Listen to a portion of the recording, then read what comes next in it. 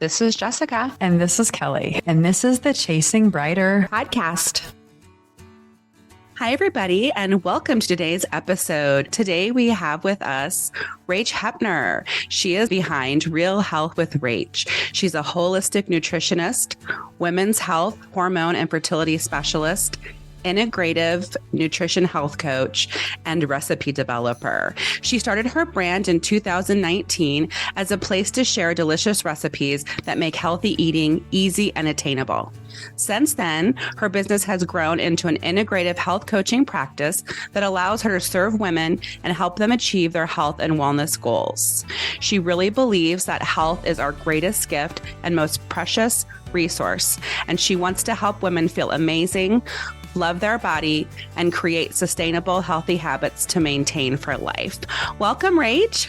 Hi, lady. Welcome. Thank you so much for having me. I'm so happy to be here. I know. And we've shared, we're obsessed with health and longevity and feeling our best. So we're so excited. This is just going to be, we're going to be asking for a friend the whole time. We want to know all of this stuff. So we'd love to just hear a little bit about Real Health with Rach. Yeah. Well, the best place for me to start is with my health journey, because I think all invention is born out of necessity. And that was very much the case for me. So I started my business by accident, to be honest, because I was on a journey to heal my own body. And I realized how much of a need there was for other women in my life, because as I started healing, people started asking me what I was doing. And they're like, well, I'm having the same issue. So what did you do to fix it? Because I've been trying to fix it and I haven't been able to. So I started just by helping friends and family. And then I started my blog online, just sharing recipes and lifestyle tips before it really became what it is today. And that was really due in part to my own journey to get where I am now and wanting to help other women to get to the same place. Mm-hmm. Were there any particular health issues that you were struggling with, or what had you think that you weren't, at your best? Yeah. So my health issues started when I was 15. I was taken to the gynecologist by my mom because I was having irregular periods and acne. I think as many teenage girls are probably struggling with, because our bodies are just trying to figure out which way is up. And I left that visit with a prescription for hormonal birth control. I was not sexually active. I didn't really know what it was, but my doctor just said, this will fix your problems. And I was like, that's what I'm looking for. So I took her at her word and I started taking the pill at 15. And I went on to spend the next decade of my life getting more and more sick. And so my acne went from mild to severely cystic. I didn't know at the time, but you just don't have a period on birth control. You have a withdrawal bleed. So that was something that I was like, oh, my period's finally regular. No, I wasn't having a period at all. I ended up with severe anxiety and depression, and then ended up on medication and antidepressants to treat that. I started having migraines, ended up on medication for migraines. As a result of the antidepressants, I couldn't sleep. So I ended up on pills to help me try to sleep. I was then diagnosed with hypothyroidism a few years later and ended up on medication for my thyroid. And my acne was continuing to worsen. So I ended up on medication for my acne. And so I woke up in probably at this point, 11, 12 years ago, I was on 6 medications. I was very, very unhealthy. I weighed 50 pounds more than I weigh now. I had an extremely toxic relationship with food. I had developed a binge eating disorder as a result of chronic dieting, trying desperately to avoid the weight gain that was happening. And every doctor I went to just wrote me another prescription. And I was like, I'm not getting better. Like, there has to be more to this than what I'm being led to believe. Because if you're saying this prescription is the fix, and then I need another prescription for the side effects of the first prescription, and then I end up with another condition and I need another medication, where is this coming from? And so I actually went to school. Doctors aren't talking, right? Like if you're getting antidepressants, that might be from the psychiatrist who's not talking with the dermatologist, who's not talking with the primary care doctor, and so not everybody knows how everything's playing with or against each other. And then I wanted to follow up. I have not heard of withdrawal bleed. Kelly, have you? No. Okay. I want to ask questions about that. So Yeah. you're saying that when you're on oral contraceptives, when you're on the sugar pill for that week, it's not a period? Right. Yeah. What's So a withdrawal bleed? when the hormonal birth control pill was first created in the 1960s, there was no bleed because it was not medically necessary. And women gave feedback that it made them uncomfortable because not having a period means that you're pregnant. So they manufactured a withdrawal bleed to give women a sense of security that you are not pregnant, but it is medically engineered because in order to have a period, you need to ovulate because your period, your menstruation is a result of ovulation that did not end in fertilization. Right. And so with no ovulation, there is no period. And so women have a withdrawal bleed, and that's true of the pill, and it's true of women that have IUDs as well. And that was something I didn't know. I just thought, Because okay, you're not ovulating. Okay, my brain's wrapping around this. Mm-hmm. So you're not ovulating, so no egg dies and goes unfertilized, and so there's nothing to kind of slough off. And Right. Yeah. Birth control works by shutting off the connection between our brain and our ovaries, which means that you do not ovulate, you're not having a cycle, you're not having a period. And, a lot of young women are told that it pauses fertility. My mom was concerned, what if my daughter wants to have kids? Don't worry about it. This pauses fertility. And we now know that long-term use of hormonal birth control can shrink your ovaries by up to 50%, which means it does not put a pin in your fertility. Smaller ovaries mean fewer eggs, fewer follicles, which means more difficulty becoming pregnant later, especially now that women are staying on birth control until I was on it for 12 years, 30, 32, 35. I see clients upwards of 37 to 40 that want to start a family that are still on birth control. And they're like, well, this was protecting my fertility. And non-productive cycles do not protect your fertility. Those eggs continue to die off, whether you're having a cycle or not, but your ovaries become less productive.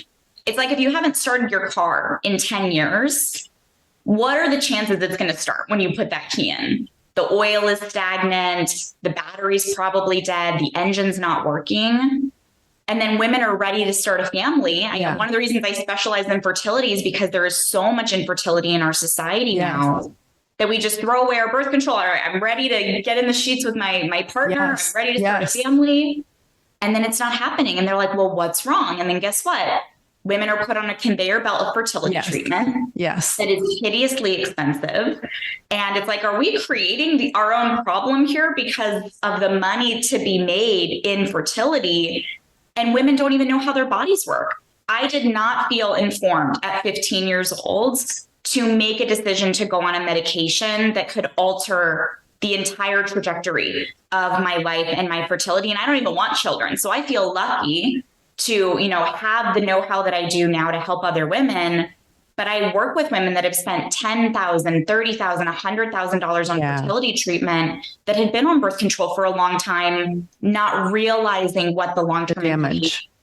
Well, it's so fascinating. So I had a bad experience with oral contraceptives. I remember, I don't know. I didn't like the way it made me. I'm trying to think. It didn't make the way I feel. Maybe let's say I found one and then insurance didn't cover it. And I remember I had this male doctor with this book, and there was like, I don't really know the literal number, but like hundreds. He goes, you could go through this forever to try to find something, like there's so many.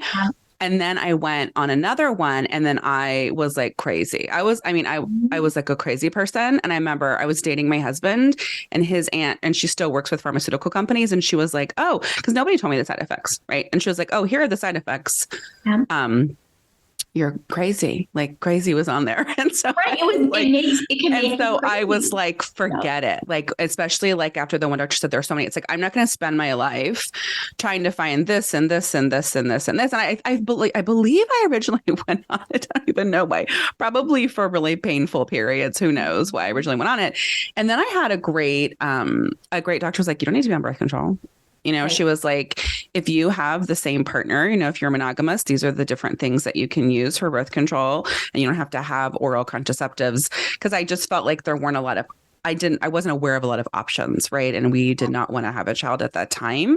I know, Kelly, you and I've been on IUD before. We've had a lot of friends who started feeling crazy to being on IUD, just like the hormones and all the things. And then they were like, oh, I had my IUD taken out and now I don't feel crazy anymore. And so I think just for us anecdotally, personally, and then for other people, the emotional, like mental health stuff that's happening, with being on, whatever manufactured contraceptives or whatever. I think it's interesting that you say what you were saying, Rach, because the perception is, so like us being, having had children, it was not easy to get pregnant at all. And there was this perception. I remember when I went off the pill and you're like trying, and the first couple months go by and you're trying, you're like, I don't understand. Like you hear all these people who got pregnant the first time they got off the pill. There's all these things about that. And it wasn't the case. And having my IUD removed was the same thing. Actually, that was a whole different trauma anyway, because they couldn't have it. I had to have a special procedure and that was terrible. But this whole thing about for whatever the misconception that if you have those things, that as soon as you get off them, your fertility just bounces back to the way it. Right. Yeah. I think that no one's hormonal issues are caused by a lack of synthetic hormones from birth control. That is never the root cause for anyone. If you're having acne, irregular periods, painful periods, PMS, the root cause of that is not a lack of birth control ever.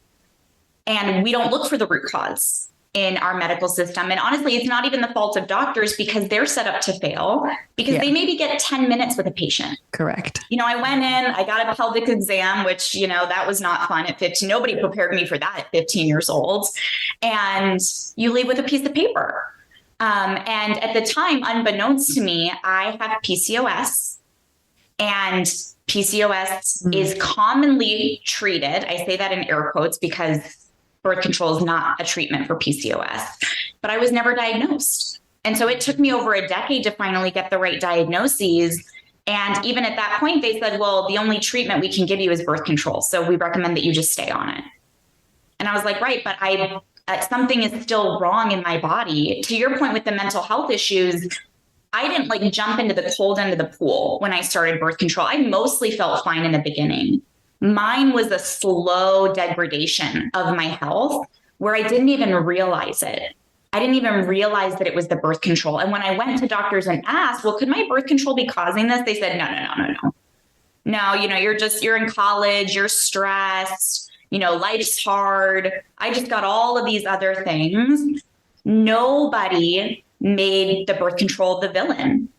And so, fast forward, I'm probably 5 years into my own health journey. And I was like, I think my birth control might be the problem here. And, I went to school for business. I had no intention of getting into nutrition. And it was really by necessity that I went back to school and I'm turning over every rock and reading every book. And I realized maybe the birth control is part of the problem here. And that's when I finally came off it myself. And every time I go on a podcast or talk about this, I always add the disclosure. If you are thinking about coming off birth control, please do not stop birth control cold turkey. I stopped my birth control cold turkey. I was like, F this. I threw it in the garbage. I was like, all right, new me starts tomorrow. That was not what happened. I'd been on it for so long that I developed severe post-birth control syndrome where my acne flared very severely. I gained an additional 15 pounds over the course of 6 weeks. My hair started falling out. It was bad. Wow. And I didn't understand because doctors don't tell us that you need to have a process in place to detox from synthetic hormones. They build up in our fat tissue, they build up in our liver and our bloodstream, and ripping that Band-Aid off when there's still a wound under there that needs to be taken care of causes rebound symptoms. If you were trying to suppress acne, suppress terrible periods, suppress PMS, whatever issue you were suppressing usually comes back with a vengeance because the underlying issue was still there the whole time. It was just being masked by the hormones and the birth control. And that's what happened to me. So then I had to spend the next 12 months really working on detoxing the synthetic hormones because I'd been on it for 12 years. I had so much built up in my body that I needed to get rid of to get my period back, to get rid of my acne. And now, even as someone with PCOS, I have a very regular cycle. I have no PMS. My period surprises me every time it shows up. It only lasts a couple of days. And I was told that I was never going to have that because of PCOS, that there was no cure. There was no hope for me. And there is so much hope. I work with women with PCOS, endometriosis, thyroid dysfunction to show them your body wants to heal. We just need to give her the tools to do so and create an environment that is conducive for healing.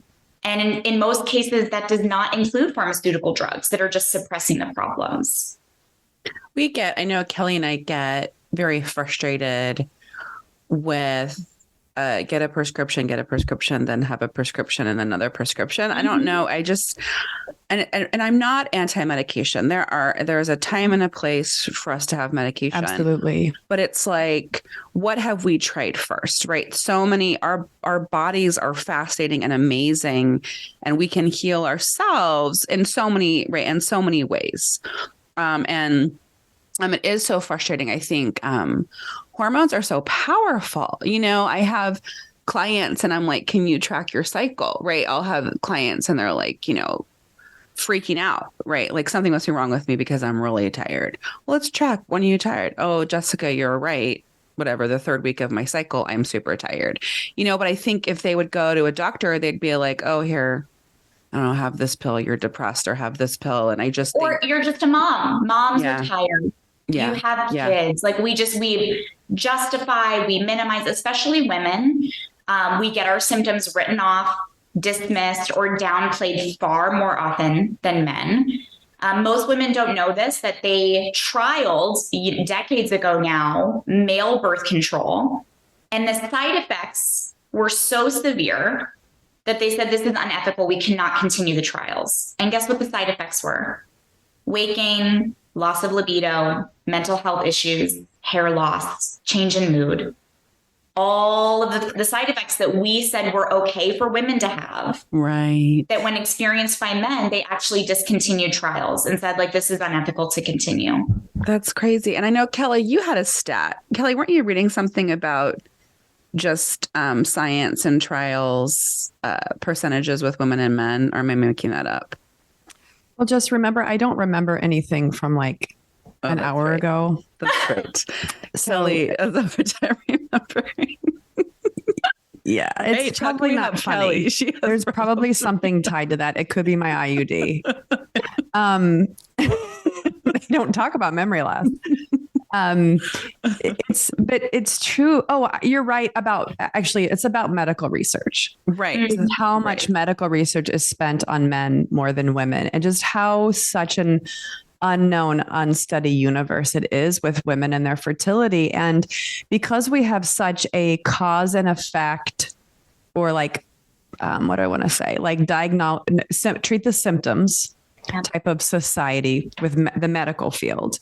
The whole fertility piece is a good example, right? You can't get pregnant. You have a fertility issue. Go on Clomid, right? That's like the usual. There's all these gimme things, right? You have high cholesterol, you go on a statin, like all these things. Nobody really looks to try to treat some underlying symptoms, especially when I get that some people need that stuff. Yes. But when you're giving somebody the prescriptions and it's like a really low dose too, like, did they really need that? Could there have been something a little bit more practical that gets handled? And I think that is like, herein lies the like functional medicine, and what do you go to? Oh, integrative, right. Where they do try to, and holistic, right? Rach, like trying to look at the whole person and truly kind of like treat from that point of view. And it's not happening as much. And I think also, though, the older generation, like our parents, they came from a generation where there wasn't a lot of medicine. Right. So like they love, like my mom, I shouldn't like slam my parents, but even my in-laws are the same. When they go to the doctor and they get an antibiotic, they love that because they're like, oh, it's going to fix me and I'm going to move on. And I'm just like, no, you just got off an antibiotic. Your gut flora. Like, I'm like, what, do I have to go on antibiotic? And like one time I did something and I was telling my husband, like, I think it's okay. He was like, your finger, and my husband's a doctor. And he was like, it is like horrible. Like you're going to, like lose your finger. I'm like, do I have to go on antibiotic? I don't want to kill my gut flora. And he was like, for this one, babe, you're going to have to go on antibiotic. I was like, okay, right. But it's like, I just think of all of the things it kills in it's not just killing, oh, we're just going to kill the one little thing. We're going to kill everything. And it's true. Like mom's like, oh, I can go to the Now Clinic. And I talked to the doctor and they just gave me, I'm like, can we talk about why you're having that 2 times a year, mom? Like, is anybody exploring the why? And I know for baby boomers, it's our experience with our parents, in-laws, aunts, uncles, right? It's like they're only kind of thinking of a Western medicine type. But they didn't have medicine before. Like their parents didn't have any medicine. So they all like just died off of random diseases, let's say. And so they're like, yes, I'm not going to die. I have a pill. And now we're more like, nah. I am so grateful for modern medicine, for emergency care, acute care, surgery, things that, like you said, we could not treat 100 years ago, even things we couldn't treat 50 years ago. Right. That now, like if I break my leg, I don't want someone putting essential oils on it. Okay. Right. I want to go to the emergency room and I want them to fix it. Right. And we do a great job of treating acute illness with modern medicine. Yeah. Yes. But we do not treat chronic illness well with modern medicine. Because if you want to, yes, technically PCOS has no cure. That is a chronic illness if you want to consider it that. But you can put it in remission.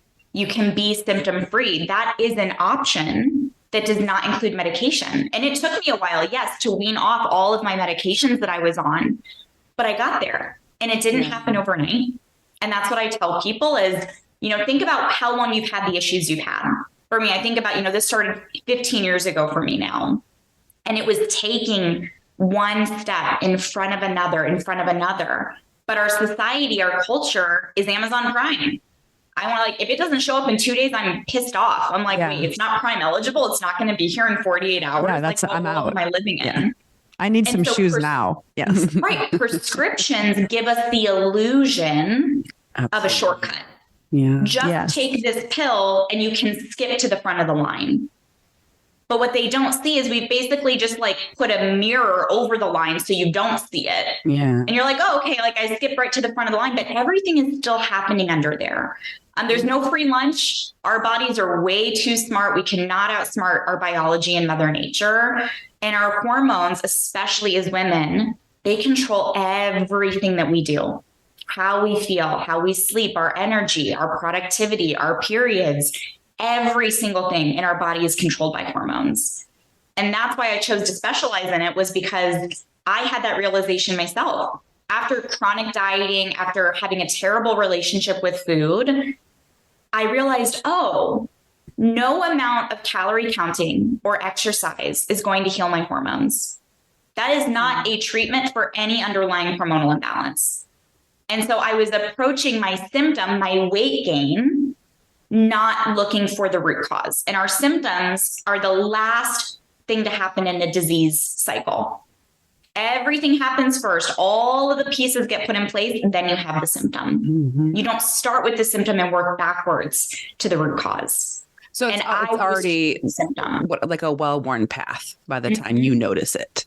Yeah. Well, it could, I guess so, because to your point then, when those are happening, it's sort of like that, like any sensitivity in some way, right? Then your cup gets filled up and then you're already overflowing. So you've already overtaxed that area when the symptom comes up. So Rach, how did you, with your journey, especially with PCOS, there's not a lot of information readily available to women on some of these in terms of treating them without medically treating them. So tell us about, how did you go about that fact-finding mission and sort of your own journey on addressing that?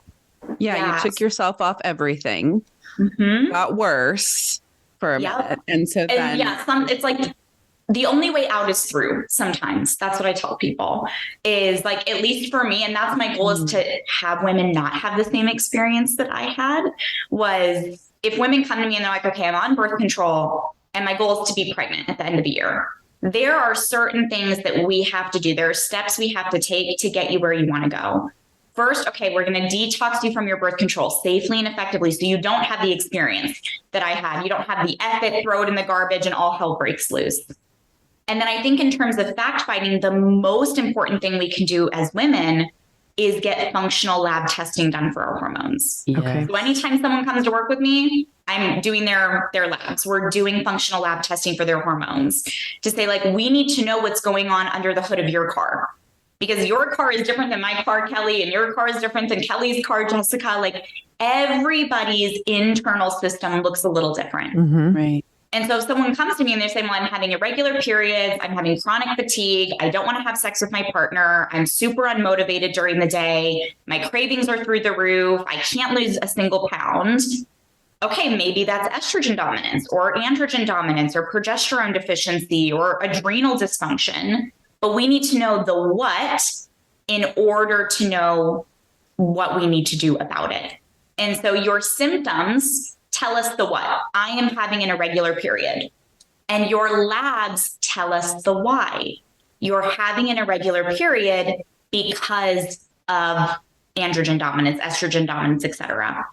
And so it's finding out what's going on under the hood of your own car so that you can take the right steps. Mm-hmm. I feel like I stumbled around in a dark room for years looking for a light switch. And I could have just turned on a flashlight and found the light switch a hell of a lot faster. Yeah. And so when you say functional lab testing, are you saying like a full metabolic panel or? So the lab testing I use, it's a hormone test called a Dutch test. Okay. And it stands for dried urine for comprehensive hormones. And it's a test women take at home. And you pee on strips of paper. It's, you know, like we use metabolites and hormones for a lot of things. Like that's how you take a pregnancy test, an ovulation test. We can see so much about your hormones in your urine. And that is not the way most doctors test. I asked to get my hormones tested for years and they said, no. Doesn't matter. Don't bother. And when they finally gave in, because I kept badgering them, they only drew my blood. And it was random. They gave me a slip of paper and said, just go to Sonoran Quest. That's like our local lab here. They didn't tell me what time of day. They didn't tell me what day of my cycle. They just said, okay, go get a blood draw. And context matters. And so the Dutch test is taken on a certain day of your cycle if you're an ovulating woman. And you collect 4 to 5 samples in a 24-hour period because your hormones change throughout your cycle and throughout the day. And so, Jessica, if you tell me that your worst fatigue is happening at 3 o'clock in the afternoon, but we only tested your hormones at 9 o'clock in the morning, and I'm like, okay, like your cortisol looks fine. I didn't even look at your hormones the time of day that you tell me you're feeling the worst. Right. And so that matters when it comes to women's hormones. For men's hormones, it matters a lot less. They have a 24-hour cycle. Their hormones change very little from day to day. We have a 28-day to 32-day cycle for most women called our infradian rhythm. And our hormones ride a larger, longer wave over the course of the month. And it matters when we test your hormones.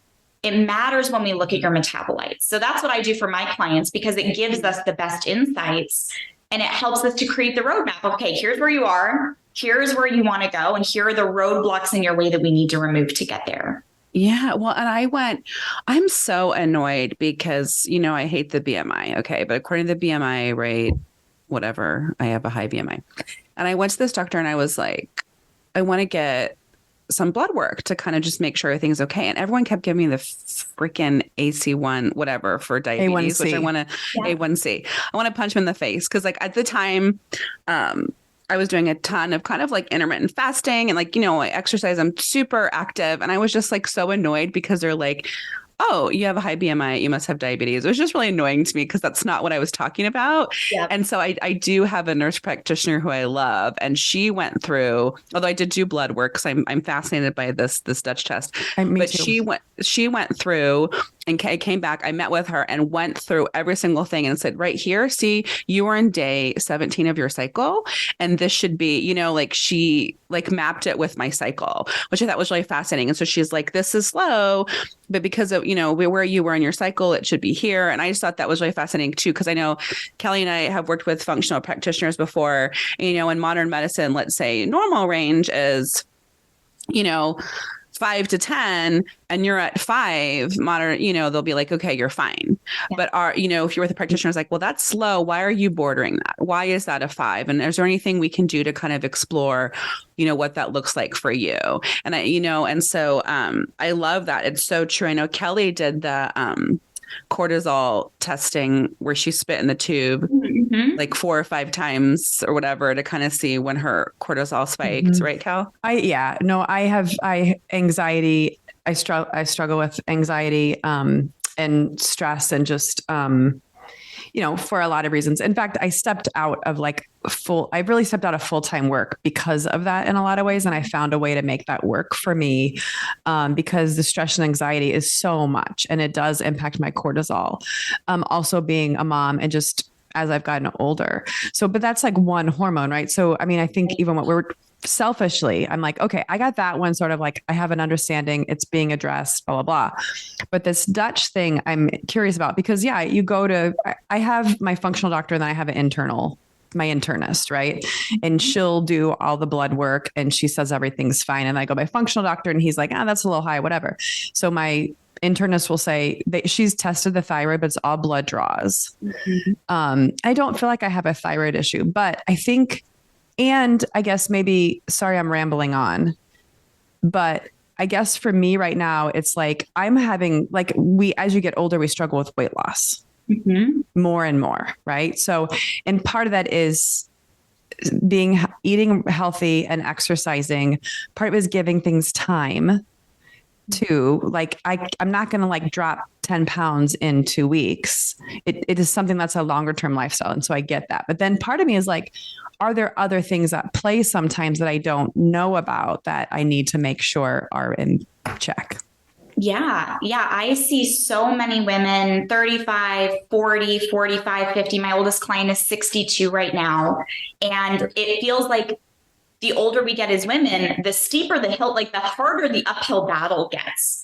And one of the reasons that happens is because the form of estrogen that we make during our childbearing years is produced by our ovaries. And as we get older and our ovaries start producing less estrogen, our fat tissue, our adipose tissue, starts making a different form of estrogen. So we actually make 3 different forms of estrogen as women. And most people don't know that because we just look at estradiol or E2, the primary form of estrogen, but we make E1, estrone, and E3, estriol. Estriol is associated with pregnancy. Estrone is associated with menopause. And so when we don't look at the full picture of, let's look at your adrenals, let's look at your stress hormones, your DHEA, your cortisol, your cortisone. When do you make it? How do you use it? How well do you metabolize it? Look at your sex hormones. That's your pregnenolone, DHEA, progesterone, estrogen, testosterone. And how do you make those? How do you metabolize those? We need to see, we can't just look at your engine top down. We have to look at it from the side. We have to look at it as a cross section. And when it comes to thyroid, I'm passionate about thyroid health because I have hypothyroidism. And I just recently shared one of my own labs on social media for my followers to show them that you would never know looking at my labs now that I have hypothyroidism. But I was on medication for a long time for it because I was told that was the way to treat it. And what I was never told by my doctor was when we look at normal ranges, all a lab has done is take every data point that they have in their system and create an average. It's not unique to your gender. It's not unique to your age, and they don't filter out sick people. So all you're getting is an average for every random man, woman, healthy person, sick person, 18-year-old, 80-year-olds. How is that a valuable data point for you as a 35-year-old woman who has had a child or multiple children who's saying, I feel fatigued and I can't lose weight? And it's like, oh, well, you're normal. Have a nice day. Like, that's where I think like we are so underserved is we're all one of one, limited edition. Yeah. And we can't just fit into this ginormous box that's been created because that's not how it works. So we need to look at this. I love this, Rach. Because Kelly and I talk about listening to your gut and tapping into you. And I always tell my kids I'm a unicorn. So when you get something and you're like, I hear what you're saying, but that doesn't feel right. And I'm like, that doesn't feel right to me. That might be good for that person. But this unicorn over here is like, that doesn't feel right. And so that's what you're saying, right? Is it's like, and when our intuition is telling us, no, like I am fatigued and I know that they said it was normal, but that's not right. Right. When do you go off of a blood work to get the number for thyroid, or how are you testing for thyroid levels? Yeah, the most effective way to test thyroid is with a blood draw. We can see some thyroid markers in your urine, but that's why like spit's better for some, urine's better for some, blood is better for some. Doing like a one size fits all blood draw to me is not the most effective. Like, yeah, I'll use a blood draw for thyroid, lipids, glycemic measures, inflammatory markers, liver enzymes. There's a lot of really good stuff that we can see in blood. Some hormones you can see in blood that you can't see as much in urine, like prolactin is a good example of that, of something that you'd see in a blood draw that's not on the Dutch. But most of my clients have had blood draws done, been told everything is normal. They know it's not, and they're looking for an alternative. And I think as women, this was my experience. Maybe this resonates with you guys. We have been trained to respect and be submissive to authority figures. And that might have been our parents, our teachers, our bosses at work, and doctors, law enforcement. Like, think about all the authority figures in our society, okay? And so when you get told no, when you get told it doesn't matter, you're just being crazy, you're just tired because you're a mom, in most cases, women shut down and they'll stop asking. And so if you're seeing a doctor that's not listening to you, find a new doctor. Like, there are thousands of doctors out there. You are not beholden to a doctor who's not listening to you. They work for you. Do not be mistaken. You are paying their salary. They work for you. And if you're not getting what you need, go find somebody else. And so that's why I run my practice the way that I do, is I want women to feel heard. Yeah. If someone comes to me and they say, I'm super fatigued, my hair's falling out, I can't lose weight, I've got acne, my cravings are through the roof, I'm like, yeah, that sucks. You're right. Like, we are going to figure it out, because your symptoms are valid and you deserve to feel better than that. And you're not alone. This is not the Titanic. You're not going to end up on a floating piece of door by yourself with nobody else out there. It's like, okay, let's give you a life raft. Let's get you to safety. And that's what I didn't have, and what I want to give so deeply to other women, because it took me years to get where I am now. And I know that if I would have had the support I needed, I could have done it in months, maybe a year, but not, 12 years of this journey that I've been on. And so becoming our own advocate, teaching women how to advocate for themselves, I think is so important. Absolutely. Because if we don't advocate for ourselves, nobody else is going to. But sometimes you don't even know what you're advocating for. Like, well, Rachel, what lab should I even order at my doctor? They said they're going to do a full thyroid panel and they tested TSH. Is this right? Is it not? Did I get what I needed? We don't even have enough education for women. We do not get the kind of sex ed that we should be getting to know how to even advocate for ourselves. Yeah. And I think that's a huge gap in our society. Well, I'm easily I don't know. I don't have a medical background, and I always give an example. My youngest had a lot of breathing issues when he was very young, like under 4 months. And I went, and they were like, he's not getting oxygen. You have to go to the ER. And I went to the ER, and then they gave him all these drugs. And I don't know, right? You don't want your baby to die. He's so tiny. Okay, you give him all these steroids, and then you go to the follow-up pediatrician. They're like, why is he on these steroids? This is way too much for a baby. And you're like, okay, and then, okay, what do I take? And then they do this and do this. And that's how I feel as an adult, right? But they're like, oh my gosh, you need this and you need this. At the moment, you don't. Okay, you don't know. I've got it. I can't tell you at that moment. Why are you giving me that? That sounds like this, because I don't have that background, right? I would have to go back, look it up, talk to other people. I think that happens to so many of us, right? We feel overwhelmed. Like you say, it's an authority figure. Overwhelming. you don't have that background. You're assuming they know better than you, or unless you personally, like I know Kelly and I obviously are huge bibliophiles and read a ton and we're nerds. And so when they say like BMI, like I think I said this on the podcast before, but I always give the example. My son was like 7 and he was really into gymnastics and had a 6-pack. And I went to this new pediatrician and she started to tell me his BMI, like he was obese according to BMI.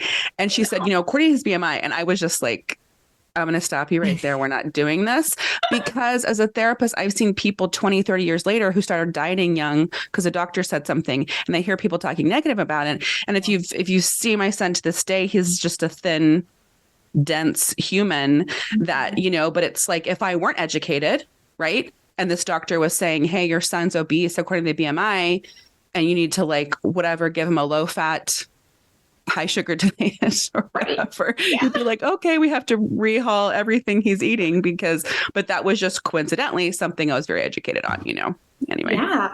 Oh, I mean, it's whether it's kids or adults, like I was lucky. I grew up relatively thin and athletic. And that's why I started to freak out so bad when I started to gain weight so fast. It's really scary. And I was do you think, so sorry. I don't mean to interrupt your thought, but hearing what you just said right there, Jesse and I were very active and thin when we were in high school. And then what do you think about the freshman 15 then? I mean, do you think that's a misnomer too? Do you think women, as they continue to mature, their hormones are changing then? So you may not necessarily be gaining weight because you're eating too much in college, although I did have a root beer float and bread every dinner, which I do think contributed. I think just like you brought up, Kelly, of like looking at the whole person. Yeah. If you look at the whole person as an 18, 19-year-old girl going to college and all of the things that are changing, I think back on my experience. Okay, I'm no longer living at home. I'm living with 3 roommates. I'm at college, taking college classes all the time. I'm eating at the student union that is serving me root beer floats, pizza, pasta, like chocolate milk is on tap. Mm-hmm. There's always desserts. Like it's not the hot bar at Whole Foods, at the ASU student union when I was there. And you take all of those factors on top of ever-changing hormones. It's not like our brain where, okay, you get to 23, 25, your brain pretty much has grown to its full capacity and then it starts to maybe change or shrink. Your hormones are always changing during your life. So you see that rise in hormones as you enter your peak fertility years. Your hormones are changing a little bit throughout those peak fertility years based on external factors. And then after you have children, hormones have changed. And then as you start to decline in your fertility years, your hormones are changing. And our hormones are sensitive. They're like caring for an orchid. Too much light, it'll die. Too little light, it'll die. Too much water, it dies. Too little water, it dies. The wrong kind of fertilizer, it dies. And so I think about all of the stimuli that an 18, 19-year-old girl is taking in: social pressure, school pressure,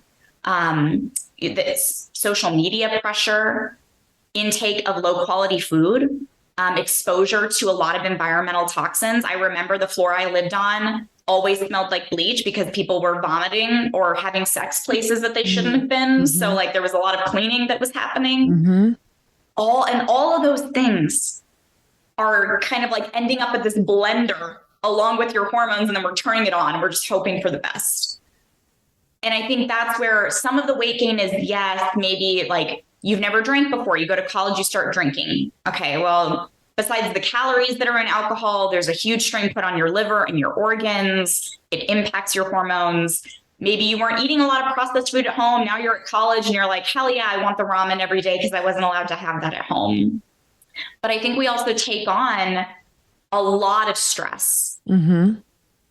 You're comparing yourself to other girls. Maybe you want a boyfriend. Maybe you're going to, and you're away from home too. And you're away from home. You don't have your Yeah. support system. Now you have to get good grades, or like, God forbid you fail out of school, or maybe you're on scholarship that requires certain grades, or you've got financial stress because you just took out a huge student loan and you're like, oh my God, what is going to happen? There are so many things. Then you go on social media, or you turn on the news, and that doesn't make you feel any better. I can tell you that for a fact. So I think, yes, maybe part of it is definitely that nutritional intake, but there's also so many things happening under the surface that we don't get to see. And that's really when my anxiety and depression started, was in college. I started having panic attacks my freshman year of college, ended up seeing my first therapist, my first psychiatrist, and there were all of those factors at play. I was super self-conscious. I hated the way that I looked. I didn't feel good in my body. I'm seeing girls on campus that are thin, beautiful, in the sororities, have all what looks like to be all the things on the outside, and they probably had their own problems that I did not get to see under the surface. But it's unfortunately a societal norm that we've created. And before social media, it was magazines, it was TV. There was always this comparison game that we were playing as women of, okay, if I just look like the woman on the cover of the magazine, I'll be happy. I will have a relationship. I'll feel successful or fulfilled, whatever it might be. And now we just see it on social media, and we have a way to compare ourselves to everybody else in a different way that doesn't make us feel good about ourselves. And so that's how I got into dieting, was I'm gaining weight. I'm really self-conscious. My clothes aren't fitting. Okay, I'll just eat less. I'll just count calories. I'll just eat lean cuisine because I know this is the right portion of food. I know how many calories are in it. I didn't know what was in it. Like, go read the ingredients on that kind of garbage. It'll blow your mind. But I ended up in this cycle of deprivation. I was probably eating maybe 1,200 calories a day, and I could white knuckle it Monday through Friday, and then all hell broke loose. And then I would binge all weekend, and then I would feel shame and guilt. And I'd say, okay, Monday, I'm back on it. It's never going to happen again. And that cycle would just repeat over and over again. Right. And so for some women, maybe it's not on the disordered eating spectrum, but it's shutting down. It's like I'm going to willpower my way through my work week, and then I'm exhausted on the weekend. Yeah, it's similar. Yeah. Similar as you get in the working world, and it's easy to control yourself during the week. You're on the go. And then on the weekends, you just want to unwind. And sadly, culturally, that sort of is like rewarding yourself with food. I feel like a lot of people fall into that bucket, myself included. It's like, well, I'm trying not to drink. Well, I'm just not drinking Monday through Friday, or all those things that you end up maybe unwinding all the things that you've done that are good for yourself. Yeah. And I think that when it comes to healing our hormones and feeling better, it's that 360-degree view. It's okay, let's look at your nutrition, your lifestyle, your movement, your sleep, your exposure to toxins, your mindset, your relationship with yourself, and the underlying imbalances. What are the roadblocks keeping you from getting where you want to go? And when we start to view food and nutrition as a form of self-care and a form of self-love, we start to shift the way that we look at food. It's funny, when I just shared a recipe for pet food. Okay. Like I give my cats bone broth. And so I showed people on Instagram how to make pet-friendly bone broth. I saw that. Yes. And I'm like, the care we put into feeding our animals, I'll use that as an example because not everybody has kids, but I think about the care I put into feeding my pets because I love them so deeply. I want them to be healthy. I want them to live forever. We look at that, and then we don't mirror that onto ourselves in a lot of cases of like, I want to be healthy. I want to feel great. I want to live forever in longevity. Well, that's the goal, Yes. But if we start to flip the script to say, I don't like using the words good or bad with food. Food is immoral. It is an inanimate object. If we assign value to it, we start to feel like we are good or bad based on what we eat. Instead, I like to use the terms nourishing or indulgent. I still eat indulgent foods. I have dessert most days. I love dessert. I have a huge sweet tooth. But my goal is that the majority of my foods are nourishing. Foods that love on my body, support the way that I want to feel. because I didn't live like that for a very long time. You know, there was a Taco Bell across the street from my dorm. And I visited that many times between the hours of 11 p.m. and 2 a.m. Like that was the reality. I had Taco Bell every day for lunch my senior year of high school. Yeah. Yep. And I don't know if you are feeling any blame on yourself, release it, because we are set up to fail. Yeah. Like never forget that these foods are created in a lab to be hyper palatable, easily overconsumed, and addictive. It's not any of our faults. And I think especially as women, we are very prone to guilt, shame, blame. I shouldn't.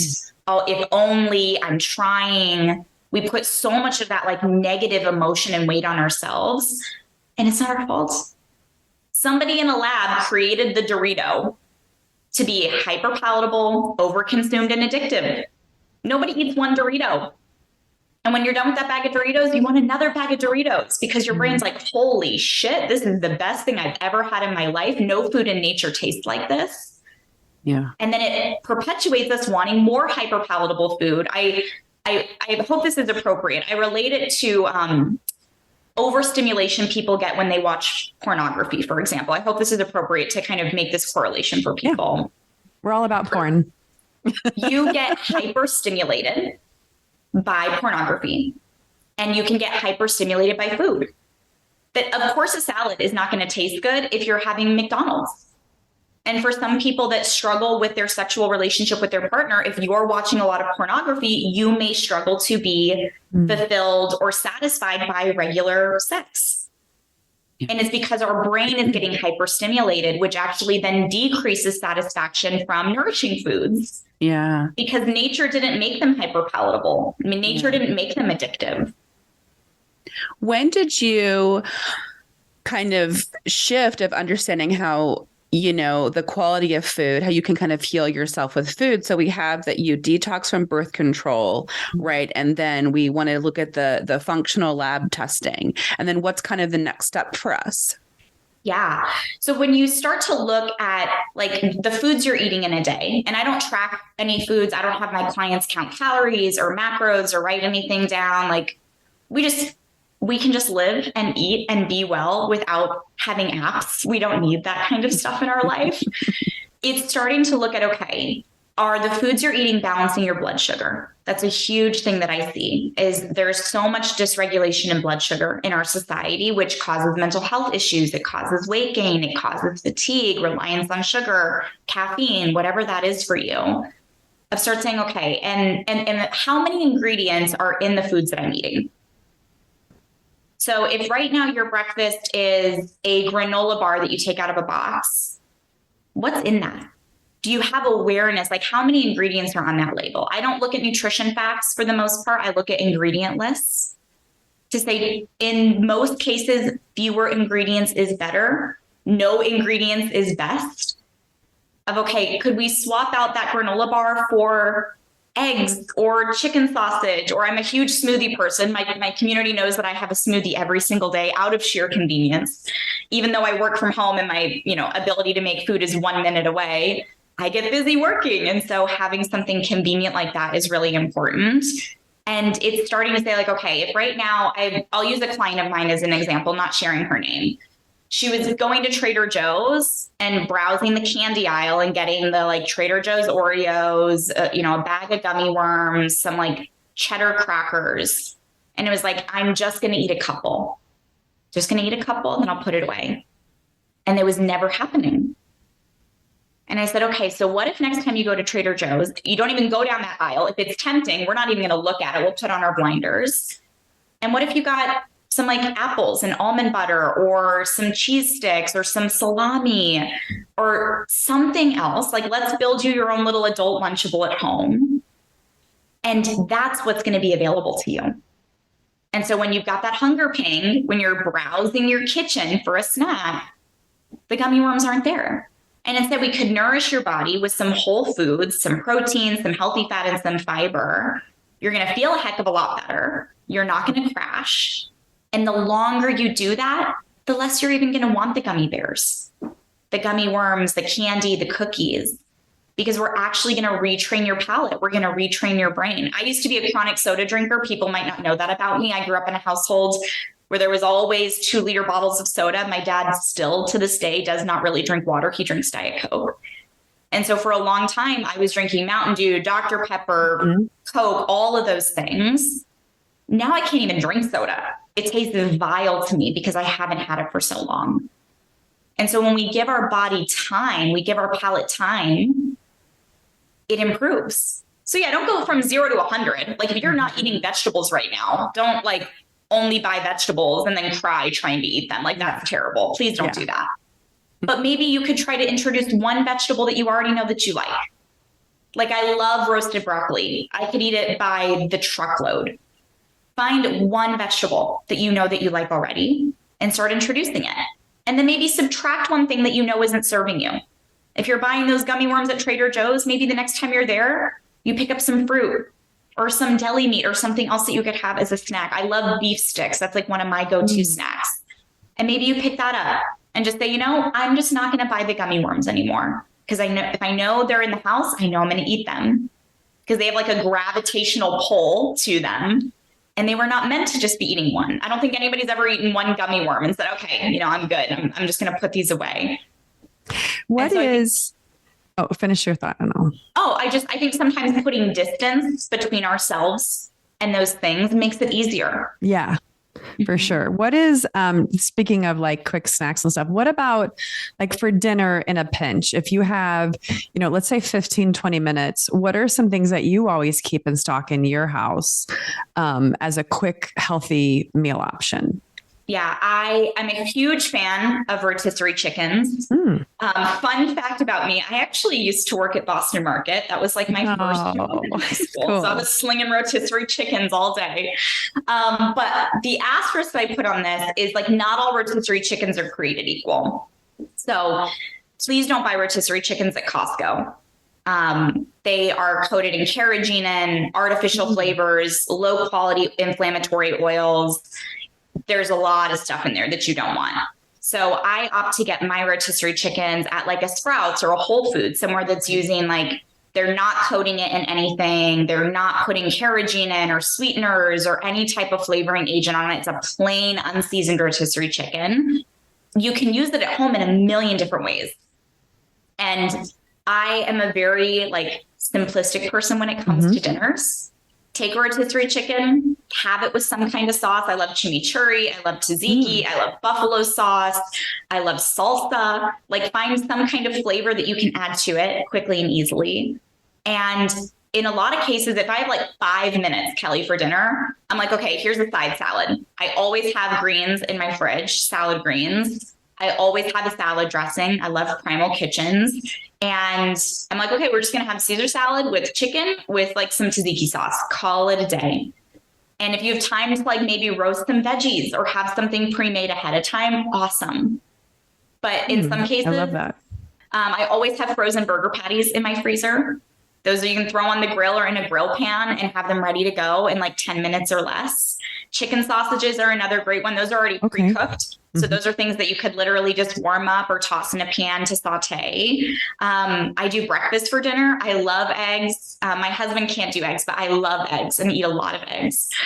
You can do eggs with chicken sausage for dinner. And if you have kids, like I'm sure they would find that to be a blast to have breakfast for dinner. Or make like some protein pancakes and, you know, put some strawberries on it and call it dessert for them. I don't think it has to be hard. It really doesn't. And, you know, I started Real Health with Rach way back in the day, just sharing healthy recipes to show people that eating healthy, nourishing food can be delicious. I don't feel like I'm deprived of anything. In most cases, I'm like, I don't want to go out to eat because I know the food I make at home is better. Yeah. It's cheaper, it's better for me, and it tastes better in a lot of cases. And maybe depending on where you live, you might not have access to healthy out to eat options. So eating at home and knowing how to cook and make great, delicious, healthy food on your own, I think is hugely empowering and a skill that is getting lost on the younger generations more and more, of the importance of knowing how to cook, even if it's just a couple simple things. Yeah, for sure. That's definitely a challenge. What about, I was reading about, so our kitchen is like literally being demoed tomorrow. Oh And so I'm moving down to the basement and our like wet bar area. I have heard that frozen and canned vegetables may be equally as healthy as fresh. What is your thought on that? Yeah, my preference is frozen. Okay. So frozen vegetables, they're picked, washed, chopped, whatever they're doing to the veggies, and then they're flash frozen, typically at the peak of freshness. So like, let's use bell peppers, for example. Instead of that bell pepper being picked and then transported all the way to the grocery store, and then it sits there for an unknown amount of time before you purchase it, you could buy a bag of bell peppers that are already chopped and were frozen at the peak of freshness. And they're not going to go bad, so we reduce food waste. They might be pre-chopped, so they're going to save you some time. And they were frozen and locked in all of their nutrients. So I think buying frozen vegetables is a great alternative. I prefer that over canned. Most canned vegetables are in a can lined with BPAs. Okay. And they contain some kind of liquid. And liquids leach chemicals out of plastics and can liners into the veggies. Tomatoes are a big one. If you can, either buy tomatoes in glass jars or in BPA-free lined cans, because tomatoes acidic, so it actually draws more contaminants out of plastics than a non-acidic vegetable. But I love frozen veggies. I will, even if I buy my own and freeze them, like if I chop up a bunch of onion and put them in a bag and put them in the freezer so they're ready to go when I need them. But I've got frozen potatoes, I've got frozen onions and peppers and all those other things because I don't want to waste them. I think we have good intentions when we buy fresh produce, but if you don't have a plan to use it, then it typically wilts and whittles away in the back of your fridge somewhere, and then it ends up getting disposed of. So I think frozen vegetables can help to reduce that as well. Oh, that's awesome. That's a great tip. Thank you. Yeah. And I love your recipes. Okay. On your website, my intent was to make something, but I'm so excited to see all of the variety and stuff that you have. And I don't eat gluten for a variety of reasons. So I love that there's a ton of gluten-free bread recipes, because sometimes, I'll just go without, I don't just go buy a whole bunch of gluten-free crap. I'll just go without a bready type thing. And then all of a sudden I'll be like, oh, I would love to have a muffin, or I'd love to have a bread of some type. And I love, you have this like paleo banana bread on there and this zucchini bread that looks amazing. Like, what inspires you in the kitchen? Yeah, so I've been dairy-free and gluten-free for over a decade. So all of my recipes are dairy-free, gluten-free. Most of them are grain-free. I don't do a lot of grains at all. They just don't sit super well with my stomach. I feel like I don't digest them as easily as I digest like potatoes, for example. And so when I first started getting into healthier eating, the food was boring. Like, I knew how to grill chicken. I knew how to steam broccoli. I knew how to roast potatoes. And I could eat it for a while without getting bored. But then I started to get bored. And my sweet husband is like, Rachel, I'm not going to eat the grilled chicken and broccoli and potatoes over and over and over again. But I wanted him to eat healthy as well. Yeah. And so the longer I did it, I was like, okay, one, there were foods I was missing. Like, I was missing the breads. I was missing the muffins. But I knew for me, going to Starbucks and getting a loaf of their banana bread, I was going to pay for it the next day with a migraine or digestive issues or just fatigue or just increased sugar cravings. So I just started recipe testing and saying, like, there's got to be a way to make this that would allow me to have my literal cake and eat it too. I have like a double chocolate cake recipe on there with a dairy-free frosting that I make for birthdays that like everybody can have and enjoy. And my sister's gluten intolerant. She has not had gluten for, I think, almost 20 years now. And so I was like, okay, gluten doesn't make me feel great either, especially as someone with thyroid dysfunction. Dairy was a huge food sensitivity for me. I test all my clients for food sensitivities in addition to hormones to find out what foods are the problem children. And dairy doesn't make me feel my best.